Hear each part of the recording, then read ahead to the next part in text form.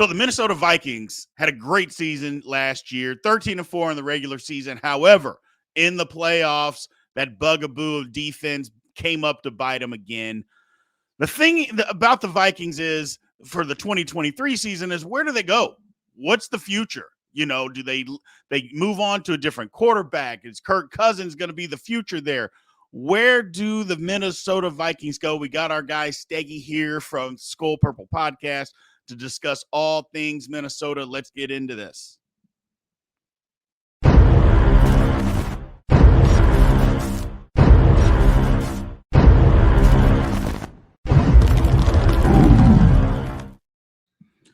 Steggy, thanks for taking the time to join us today, my man. How are you doing? I'm doing well, Brian. Always a pleasure to be on the show. Thank you. Thank you. Again, everybody, I appreciate you joining in to Big B Sports Talk. As always, like, follow, and subscribe. Let's just dive into this real quick.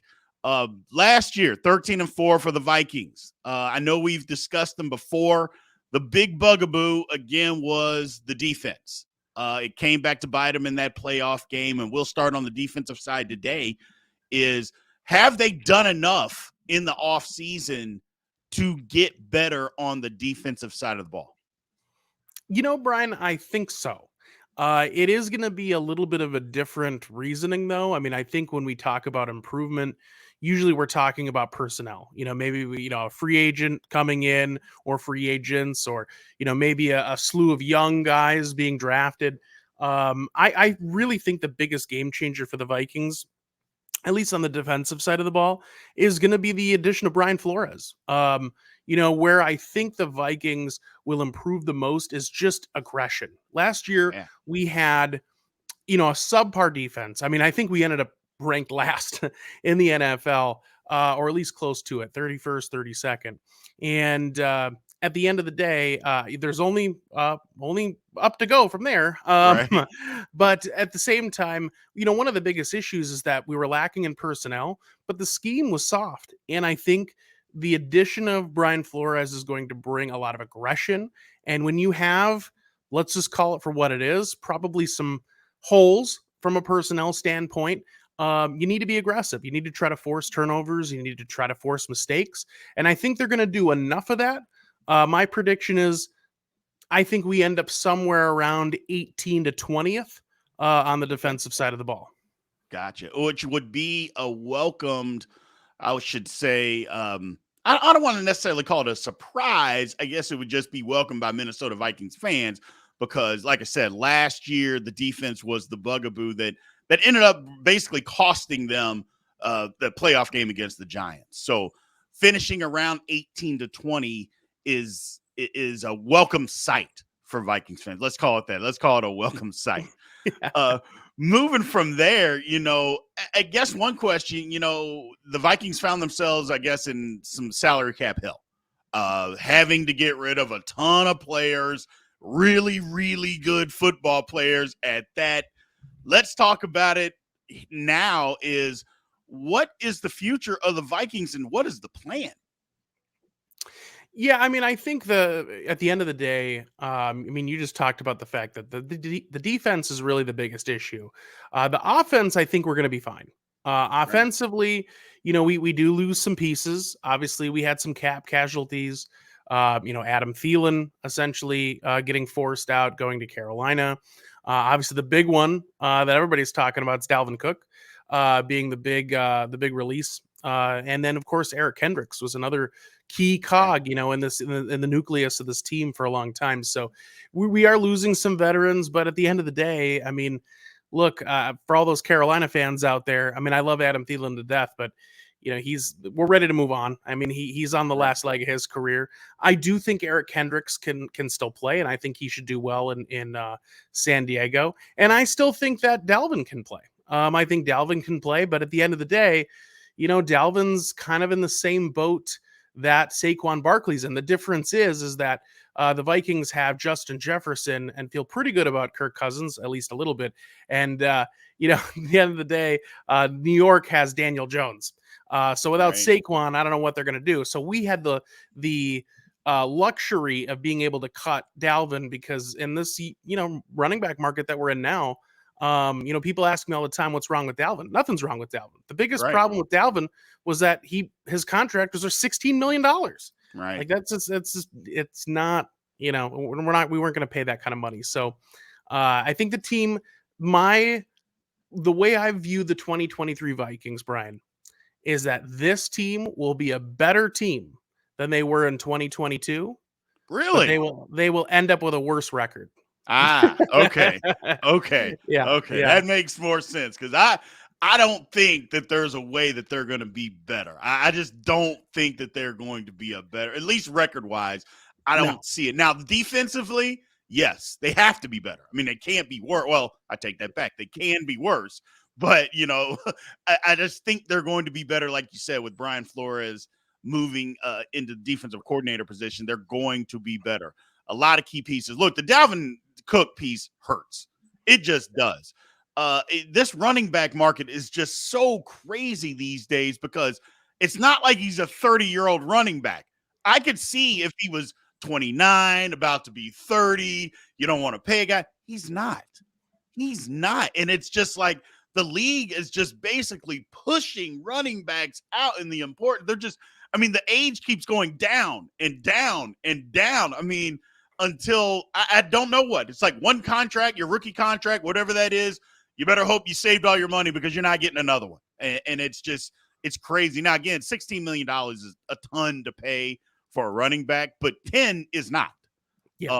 And so I don't know. It's weird. I feel like the Vikings are in a good spot for the future, but I don't know. That's what we'll get into a little bit here.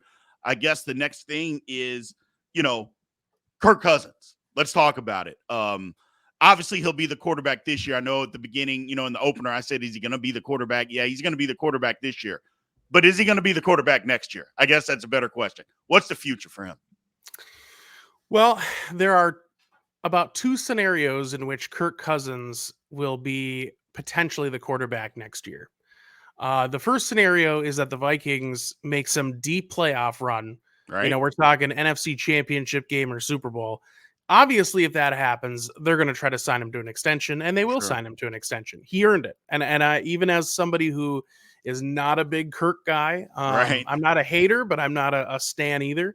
Sure. Um, the other scenario would be if we end up somewhere, in the mix, like 8-9 wins, which is a very high possibility. And the reason being is that you end up at 8-9 wins. I mean, Brian, I know I'm preaching to the choir here because you're a Steelers fan. You get 8-9 wins, you're still picking too high up in the draft to get some of these, blue chip, or at least what we perceive as blue chip quarterbacks. So I just think they're going to be stuck. The only way Kirk Cousins is not at least flirted with a contract extension is if the season just goes pear-shaped.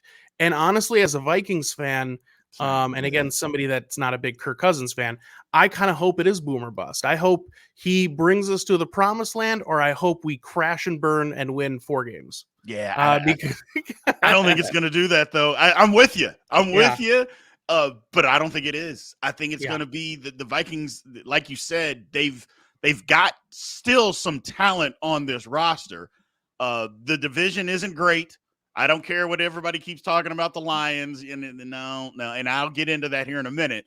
But I still believe the Vikings have something.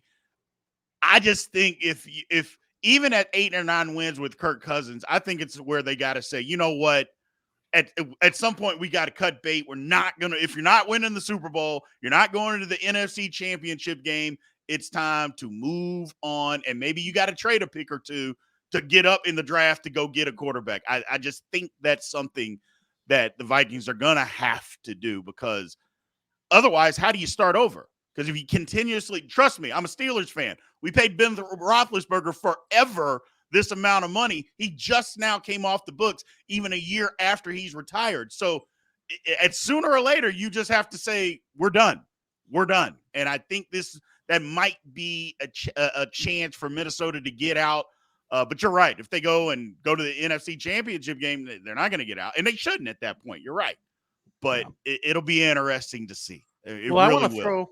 I want to throw a curveball at you here, Brian. Sure. So I had this discussion with some of my fellow, I guess, football Vikings fans, Yep. podcast listeners, and I asked them this question again as Vikings fans. In their heart of hearts, do they see the Vikings going to the Super Bowl in the next 5 years?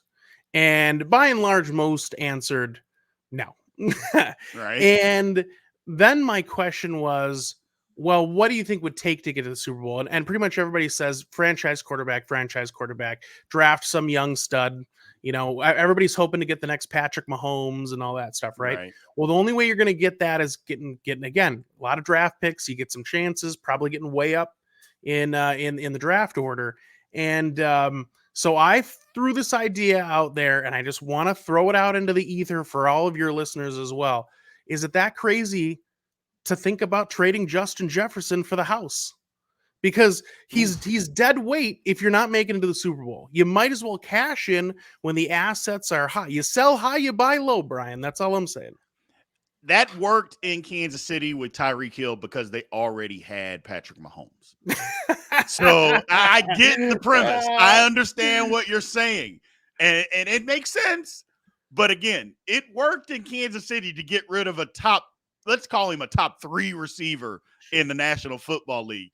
It worked because you already had Patrick Mahomes in place. Now, the one thing about that, though, is if you're talking about dead weight, if you're just saying, you know what, we need to completely start over from scratch, then okay. Then yes, you do that because you get a ton of picks. You start completely over. And if the Vikings are willing to do that, first of all, it's going to cost somebody their job because head coaches and general managers, when you're right now, you can't just say, you know what, we're throwing our hands up, we're starting over. That's not going to work. So somebody's going to end up losing their job over that, unfortunately. But maybe ownership's on board with it. Who knows? That's tough. That's tough, Steggy. I get it. I just don't know that I could come off of Justin Jefferson, a talent that good, that can produce. And I don't think it's a Kirk Cousins thing. I think you put in a halfway competent quarterback. I think he does the same thing no matter who it is. He's that good. I'm saying you ship off Kirk too. I'm saying you take. Well, sure. Here's the deal. I'm saying, how about this, Brian? 3 first-round picks and C.J. Stroud for Justin Jefferson. Oh. I'm just saying you have to think about it. It's good to put it out there. There is a 0 chance that the Texans do that. There is a 0 chance that they would do that. Now, had they done that in this previous draft, maybe. Who knows? I go, but there's no chance that that's happening now. No chance. Yeah. Because Houston's got something going. We'll see this year, but I think Houston's got something going. Yeah. So I do. I like the premise. I like the thought process, though. You can send the hate mail to Brian. I didn't say it at all. Justin, I love you. I'll take it. I will take it. So I guess the next question, I know I said I'd get to this. Having said all of that we just said about Minnesota, does the division still go through the Vikings? I think so. I mean, you said it at the beginning. I mean, there's a lot of hype around Detroit right now. And look, I'm just going to say it. I know they came out with that, old school retro helmet. I don't like it. And I think it looks terrible. It looks like, now for all those folks that grew up in the Southeast, I'm originally from North Carolina. I am a Vikings fan, but I'm originally from the Southeast. It looks like the Food Lion logo. So for anybody that's familiar with Food Lion, it's a grocery store. Anyway, I want to like the Lions because the Lions and the Vikings in some ways are kind of kindred spirits. We've always struggled. Neither team has a Super Bowl. Right. So it's one of those things where if it's not the Vikings that are playing them, I do like to root for them. But yeah, no, I'm not buying it. I mean, I think the Lions, unfortunately, are the NFC's version of the Browns. So there's always something that happens. Every year it's going to be their year. And then all of a sudden they start gambling on football. So I don't know. We'll see what happens with them. But I mean, it's typical of the Lions. They have a good year. They put together a pretty decent roster, and all you heard about this offseason about how they wanted to get rid of their quarterback and replace him with somebody. Yeah. I'm like, what are you doing? The guy's under 30 years old, playing well. And I know what people want to say about Jared Goff. Jared Goff's a good quarterback. Okay. Yeah. He is a good quarterback. And not only is he a good quarterback, he had a great year last year.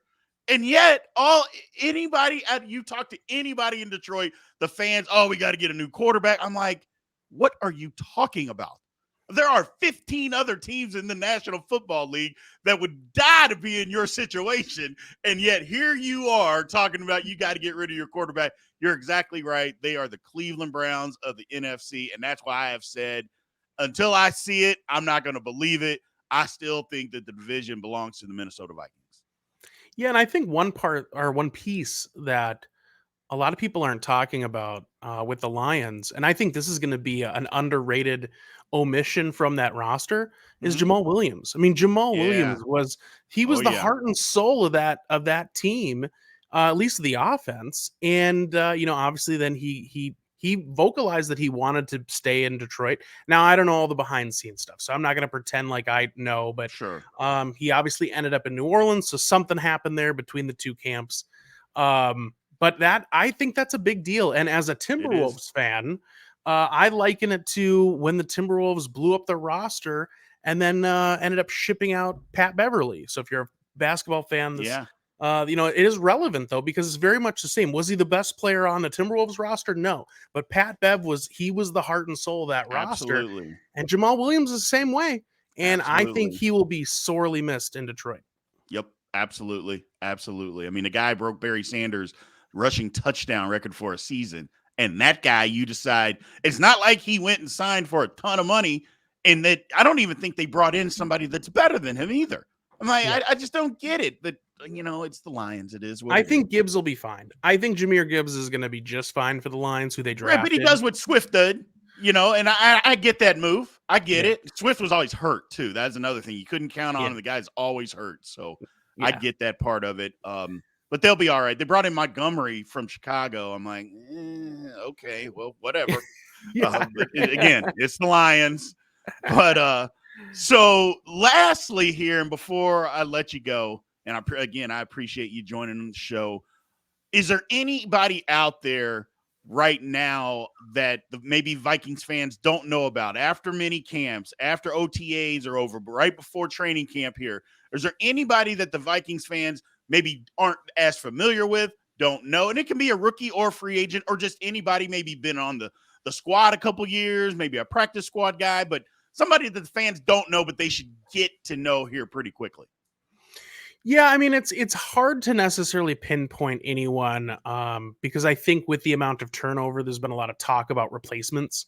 So I think Sure. if you've been in tune with the team, there shouldn't be any major surprises.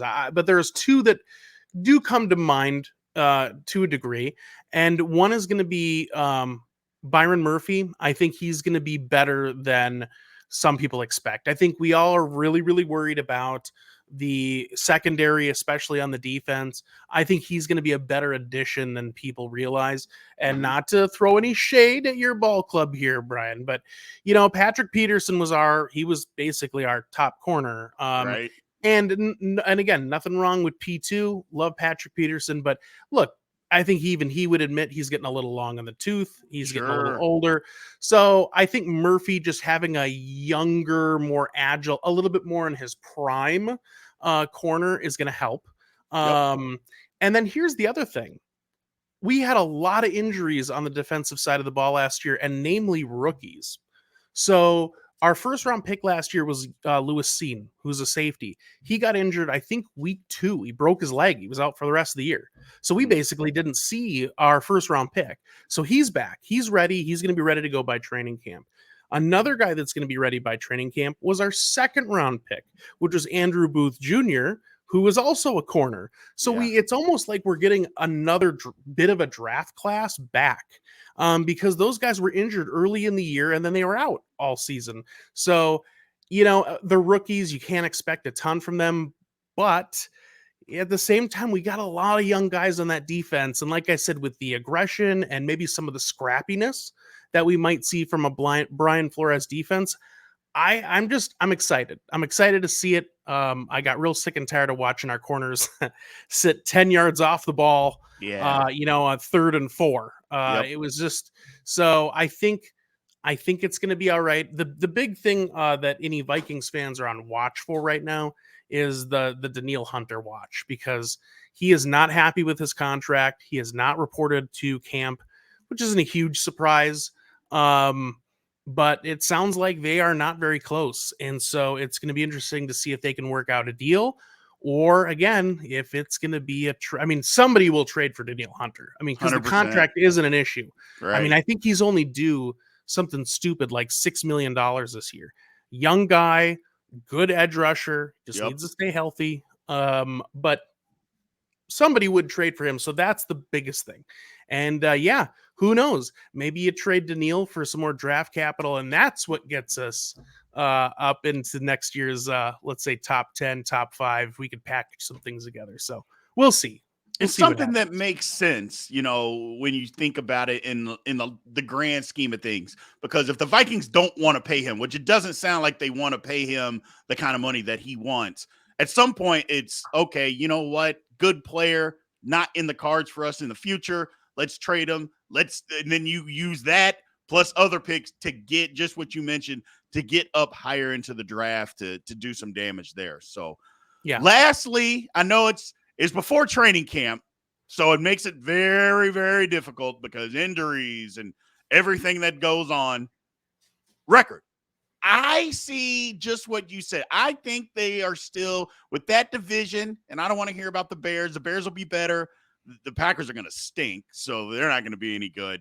I still think Minnesota wins at least 9 games coming up. I think they're 9. They got 9-8 written all over them, and they win the division. May come down to the last game, but I still think they win the division at 9-8. Yeah, I mean, I'm right. I'm probably just a touch more optimistic, but really just a touch, Brian. I put them, when we did our preview after the schedule came out, I put them at 10-7. But 10-7, 11-6. I think 9-8 is obviously possible because we're only talking about the difference of a couple games. But I truly believe the Vikings are probably a 10-win team, and that should win them this division. I don't think Detroit's going to be far behind. I do think Detroit will probably, you know, put up 7 to 9 wins as well. Right. I don't think they're going to be a bad team.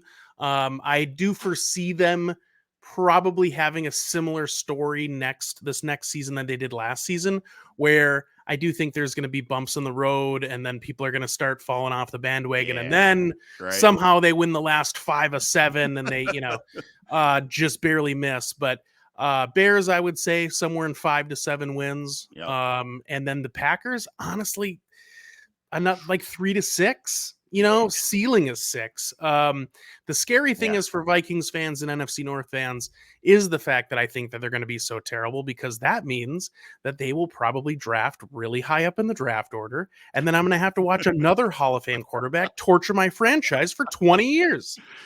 Oh man, just that would just be brutal. It would absolutely be brutal.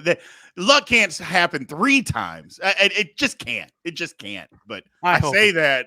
I say that now, but who knows, man? Who knows? Well, man, thank you again for joining us here in the Big B Sports Talk. Tell everybody again where they can find you. Absolutely. Well, Brian, of course, it's always a pleasure being on, and I do appreciate it. Everybody can find me on Twitter, TikTok, Instagram, Friendster. No, Steggy Stories, Steggie Stories. And then, of course, the show, that my home show is the Skull Purple Podcast. We are also on TikTok and and Twitter and Instagram.